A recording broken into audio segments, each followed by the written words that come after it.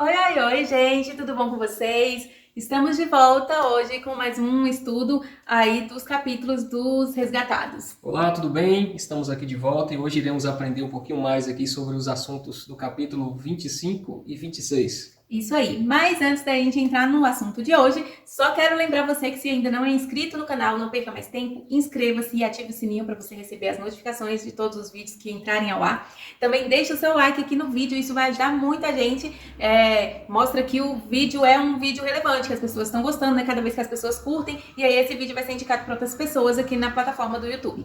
Deixa também aqui seu comentário, fala aí pra gente o que tá achando. Eu sei que não é a mesma coisa da gente estudar o tema na semana certinho, quando a gente tá acompanhando a lição da semana e aí fecha a semana assim, né, com esse aprofundamento sobre o tema. Eu também prefiro, é claro, muito mais quando a gente faz dessa forma, mas como não deu pra fazer antes, eu achei melhor não deixar passar esses capítulos tão importantes, deixar eles para trás. Então, eu acredito que todo conhecimento, todo estudo é muito válido e muito benéfico pra gente. Então, espero que você esteja aproveitando, independente aí de estar fora do momento, assim, da lição.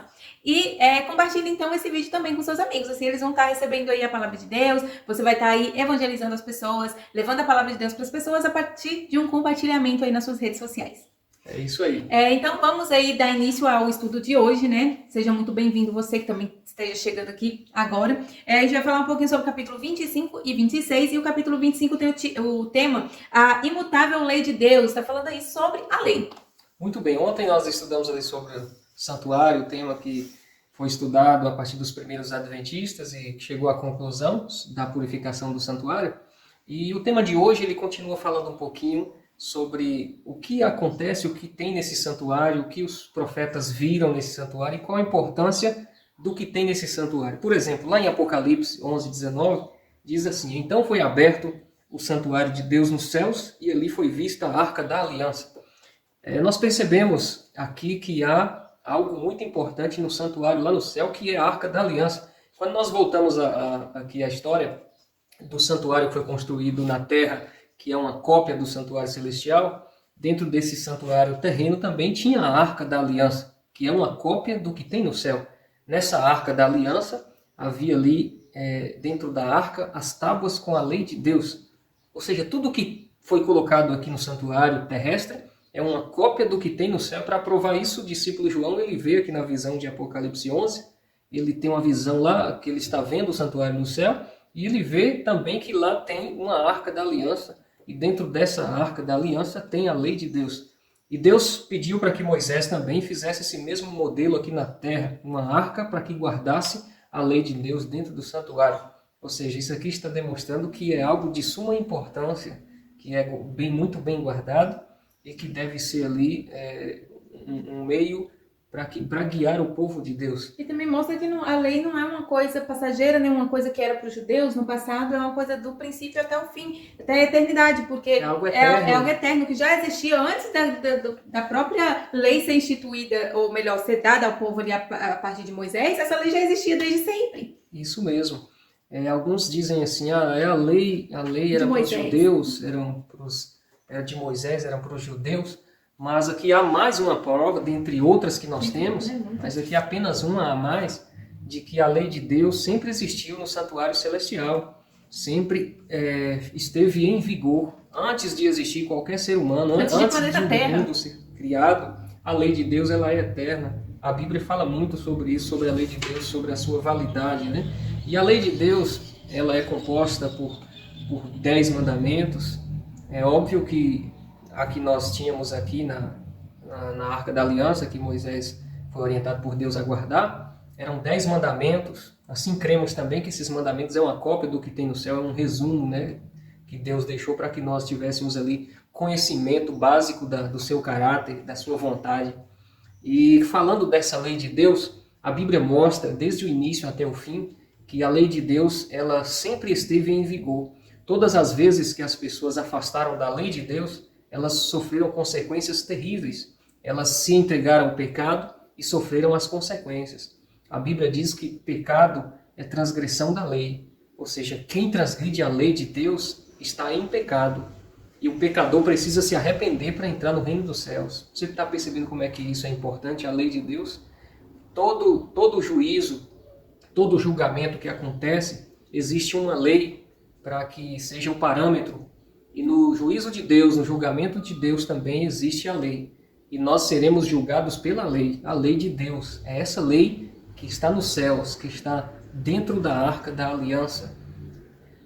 As pessoas podem cometer os seus erros, podem fazer o que querem, mas um dia passará pelo juízo de Deus e seremos julgados pela lei. A salvação é pela graça em Cristo Jesus, mas nós seremos, aqueles que forem condenados, serão condenados pela lei, seremos julgados por essa lei. E falando na lei de Deus, existe um ponto importante que eu gostaria de chamar a atenção, porque se você perguntar para todo crente assim sobre a lei de Deus, todos vão falar, tem que obedecer à lei de Deus. Mas quando você chega em um mandamento, que é o quarto mandamento da lei de Deus, a maioria das igrejas passam por cima desse mandamento. Esse mandamento é aquele que requer a observância do sábado. Esse é o quarto mandamento da lei de Deus. É o único mandamento que identifica Deus como Criador.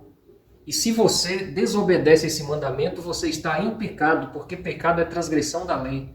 O pecado não é transgressão só de 9 mandamentos, é transgressão da lei. E a guarda do sábado é o quarto mandamento da lei de Deus. A lei de Deus é tão importante que Daniel profetizou que haveria um poder religioso que tentaria mudar a lei para enganar as pessoas. E nós sabemos na história da igreja que através do imperador Constantino, que se tornou líder da igreja, tentou mudar a lei de Deus, tirando a guarda do sábado e querendo impor a guarda do domingo. Se você estuda um pouquinho a Bíblia, você vai ver que a Bíblia ela fala do início ao fim sobre a guarda do sábado.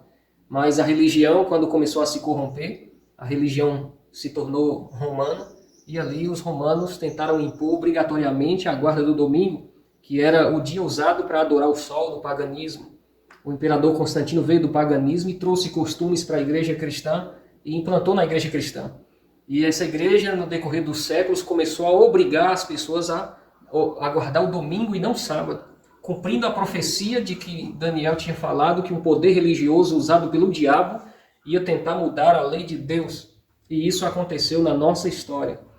E enfim, surgiu o protestantismo, trouxe de volta o estudo da Bíblia, mas infelizmente a maioria das igrejas protestantes segue a orientação errada da igreja mãe, da igreja romana, que transgride os mandamentos de Deus, transgredindo o quarto mandamento em especial, que é a guarda do sábado, transgredindo o segundo mandamento, que diz que não deve adorar imagens de esculturas. E as igrejas que seguem a igreja principal, que foi a adúltera, que adulterou a lei de Deus, essas igrejas também serão cúmplices, estão em pecado e precisam voltar para Deus, precisam se arrepender. A Bíblia diz no livro de Apocalipse, se você tiver mais tempo em casa, você pode averiguar com mais calma, a partir do capítulo 12, 13 e 14, descreve ali que haverá nos últimos dias 2 poderes que dominarão o mundo. Esses poderes é representado por bestas, uma besta que saiu da água e do mar, uma besta que saiu da terra. Se você ler as descrições, todos os estudiosos apontam que a besta que saiu do mar simboliza o poder religioso romano. É um poder que tentou mudar a lei de Deus, tentou mudar os tempos e que tem grande autoridade. E esse poder ele vai dominar o mundo nos últimos dias juntamente com a besta que sai da terra, que as características apontam que é os Estados Unidos da América, a maior potência mundial. É chamado de besta, simbolicamente, na profecia do livro de Apocalipse. Então nós temos uma besta religiosa e uma besta política que vão se unir. E essas 2 bestas, a Bíblia diz em Apocalipse que elas recebem poder do dragão. E o dragão nós sabemos que é o diabo. Então aqui nós temos três seres que vai dominar o mundo nos últimos dias. O diabo vai dar poder aos Estados Unidos e também vai dar poder à Igreja Romana. E esses 3 poderes unidos nos últimos dias, eles irão criar uma lei. E essa lei vai obrigar as pessoas a desobedecer o quarto mandamento. A Bíblia diz que eles vão impor um sinal chamado marca da besta. Essa marca da besta, aqueles que aceitar, estarão aceitando a transgredir o quarto mandamento da lei de Deus, que é o sábado. E você terá essa escolha a fazer no futuro. Pode ser que seja em breve isso, pode. Pode ser que demore, pode. Mas você precisa decidir a sua vida hoje, de que lado você está. Você está disposto a guardar os mandamentos de Deus ou a seguir os ensinamentos da besta? Você está disposto a ser fiel a Deus ou a ser fiel ao dragão, que é o transgressor da lei de Deus? Esse capítulo nos traz essa reflexão, que eu e você decidamos ser fiel aos mandamentos de Deus, Amém. Inclusive a guarda do sábado. Amém? Amém. E a gente continua no capítulo 26, falando ainda sobre esse assunto, sobre o sábado agora, mais propriamente dito, né? A gente falou sobre a lei num total ali, né? A lei completamente, dando uma ênfase ao sábado. E aí o capítulo 26 tem o título Defensores da Verdade. E está ligado mais, assim, em relação ao quarto mandamento, que é o mandamento do sábado. Como você disse, chegará um momento em que todas as pessoas terão que tomar uma decisão de serem fiéis a Deus em todos os seus mandamentos ou seguir a besta, o dragão, né, que é Satanás. E quando a gente faz essa escolha, a Bíblia aqui, o livro apresenta que essa escolha, ela é também chamada de selamento e apresenta o quarto mandamento como um selo de Deus. E aí a gente pode perguntar assim, mas como assim um selo? A gente sabe que quando você vai mandar uma carta, por exemplo, você tem que ir lá selar, coloca um selo na sua carta, para aquela carta ter uma validade. Você vai fazer um testamento ou um documento, você vai no cartório e você autentifica aquilo ali, eles colocam como um selo ali para autenticar aquele documento seu. Você tem uma propriedade, um animal, por exemplo, principalmente quem cria aí animais, gatos, essas coisas, você coloca uma marca nesse animal. Geralmente é feito a ferro quente, né? Você coloca ali as siglas iniciais do dono daquele animal. Hoje em dia tem métodos mais humanizados para não prejudicar tanto o animal. A gente tem ali um tipo de equipamento de rastreio que é colocado ali no gado, em alguns animais, para falar que aquele animal é de tal proprietário. E da mesma forma, Deus também tem algo que sela os seus filhos, que coloca em nós uma marca de propriedade de Deus. E a Bíblia apresenta esse selo de propriedade como o sábado da lei de Deus. E a gente pode pensar assim, mas por que o sábado? O que tem a ver o sábado ser um selo de Deus? Aqui, Ellen White fala, está em Isaías também, no Isaías capítulo 8, verso 16, ele fala ali sobre o selo, ele fala, sele a lei entre os meus discípulos, ele está falando ali sobre esse selamento, e o quarto mandamento é o único mandamento na lei de Deus que tem as características de um selo.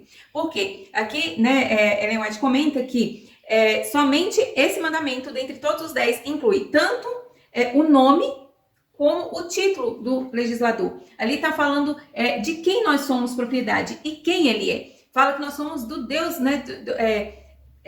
No quarto mandamento é falado que Deus, né, o nome de quem fez, criou, é o criador de todas as coisas. Criador seria ali o seu título, quem ele é. Então é o único mandamento que apresenta a propriedade que é, os céus e a terra e tudo que neles há, e quem fez aquilo e qual é o título dele. Então, é o único mandamento da lei toda que apresenta Deus como Criador. Se a gente tirar o quarto mandamento, a gente tem vários mandamentos ali que a gente não sabe nem de quem que é. Quem fez aqueles mandamentos, o que é aquilo. Mas o quarto mandamento identifica Deus como Criador de todas as coisas. E aí, nós, ao sermos fiéis a todos os 10 mandamentos, deixando claro aqui que às vezes as pessoas falam, né? Eu já vi muita gente falando que os adventistas, por exemplo, são sabatistas, são pessoas que só pregam sobre o sábado, como se a gente tivesse um mandamento só o sábado, mas a questão é que dentre os 10 mandamentos, o sábado é o único que começa assim, lembra-te do dia de sábado para o santificar. Por quê? Deus justamente colocou o lembre-se ali, porque ele sabe, ele é onipotente, ele sabe de todas as coisas, e sabia que chegaria um momento em que as pessoas iam esquecer. A gente não precisa falar para diversas outras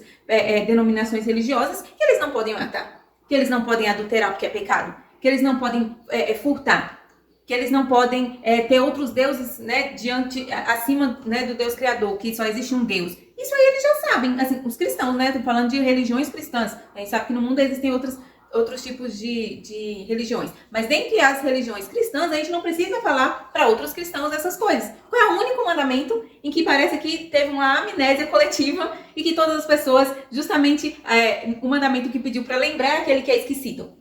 Então, quando nós adventistas, nós que conhecemos a palavra de Deus, entendemos que Deus não muda e que a palavra dele é uma só, e quando ele deu os 10 mandamentos para a humanidade, porque não foi para o povo judeu, como você mesmo já mencionou, foi para toda a humanidade, e são mandamentos que existem desde a eternidade. Quando a gente fala sobre o quarto mandamento, é porque é o único que foi esquecido, que precisa ser lembrado. Então é por isso que nós que acreditamos que os 10 mandamentos são válidos e serão válidos para todo sempre, a gente fala sobre o quarto mandamento não porque ele é mais importante do que todos os outros, é porque os outros não precisam ser lembrados. O único que foi esquecido aí pela maioria dos cristãos é o quarto mandamento. Então aqui, o capítulo 26 está falando sobre a importância desse mandamento, e aí tem um trechozinho aqui que eu vou depois colocar aí na tela para você acompanhar, mas diz assim: aqueles a quem o Senhor chama de meu povo, necessitam saber que estão transgredindo a lei divina, mesmo pensando estar fazendo o que é correto em seu serviço a Deus. Aqui ele menciona essas pessoas que se dizem povo de Deus, mas não guardam todos os seus mandamentos, estão abandonando aí um dos mandamentos que devem ser guardados, assim como qualquer outro. Então essas pessoas, elas precisam se voltar para a obediência de todos os mandamentos de Deus, já que se dizem filhos de Deus, né, povo de Deus. E aí Isaías ainda faz ele fala diversas bendições, né? Declara diversas bênçãos que sobrevêm a partir de nossa obediência a Deus. E aqui, no capítulo 58, verso 12 a 14, tem um trechozinho aqui que eu grifei que diz assim: que se desviares o pé de profanar o sábado e de cuidar dos teus próprios interesses no meu santo dia, se chamares o sábado deleitoso e santo dia do Senhor, digno de honra, e honrares, não seguindo os teus caminhos, não pretendendo fazer a tua própria vontade, nem falando palavras vãs, então te deleitarás no Senhor. É uma promessa aqui para as pessoas que são fiéis a Deus em todos os seus mandamentos, inclusive aqui no sábado. E o que eu achei muito interessante aqui no capítulo é que Ellen White, ela apresenta aqui algumas das justificativas que as pessoas dão quando não guardam o sábado. E aí muitas delas falam assim: ah não, mas eu cresci guardando o domingo, meus pais guardaram o domingo, tantos cristãos bons, gente abençoada, que mártires, tem pessoas, gente, Martinho Lutero, tantas pessoas no passado, mártires, cristãos, protestantes, não guardaram o sábado. Eu vou falar que esse povo tá tudo, não, eu vou ficar do jeito que eu tô, não precisa guardar o sábado, o povo lá não guardou porque eu preciso guardar. Então, ela apresenta aqui algumas das justificativas em que as pessoas dão para tentar desobedecer, né? Para desobedecer, para ter ali como se fosse uma justificativa mesmo, uma desculpa para desobedecer. Mas da mesma forma, Deus não leva em conta o nosso tempo de ignorância. As pessoas não guardavam muitos das pessoas que nós admiramos, que não guardaram o sábado, cristãos valorosos que não guardaram o sábado, eles não tinham conhecimento do mandamento. Eles não tinham conhecimento dessa verdade bíblica. Eles eram sinceros e obedientes naquilo que eles conheciam. É diferente de eu ter o conhecimento da palavra de Deus, de eu saber o certo e errado e decidir desobedecer deliberadamente. É uma coisa totalmente diferente. Aqui fala, por exemplo, que aqui a Ellen White ainda continua falando que muitas pessoas têm um outro tipo de argumento. Ele chega e fala assim: tá, quer dizer que só vocês aí, esse povinho, tá certo, o resto tá todo mundo errado. Todos os cristãos do mundo aí, a maioria, todos que não guardam o sábado, a grande, tá todo mundo errado. E aí só vocês, é um belisco de gente que tá certo. E aí, o que a gente pode falar para as pessoas? Se você parar para pensar um pouquinho, você vai chegar à conclusão em que a maioria das vezes na Bíblia, em que a maioria se dizia estar certa, ela estava certa? Estava errada. Estava errada. A gente não pode ir só porque a maioria... Basta olhar para o dilúvio, para Noé. Exatamente. Só ele estava certo. Só ele estava certo e o monte estava errado. A gente pensa aí, por exemplo, tem várias pessoas na Bíblia, por exemplo, aqui ela traz alguns exemplos de pessoas que defendiam a verdade e eram vistas pela maioria como pessoas que estavam causando algum tipo de perturbação. Por exemplo, Elias era chamado de perturbador de Israel.